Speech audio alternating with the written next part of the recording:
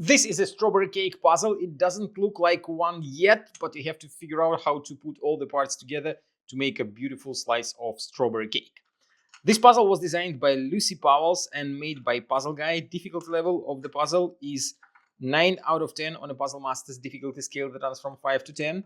And the goal, as I already mentioned, is to put all the parts inside of the tray in such a way that you create a proper strawberry cake. There are 36 different ways to make a 4x5x2 block using all these 8 parts, but only one of them will look like a strawberry cake. All other 35 variations will give you strawberries on the bottom, the cake on top, in many different combinations. If you like the strawberry cake puzzle and you want to buy it, go to puzzlemaster.ca. And now I will show you how to solve the puzzle. So these two, that looks like a correct approach. And this one goes in here. Okay, then this piece goes right here, and I think that this piece will be here. This one goes here.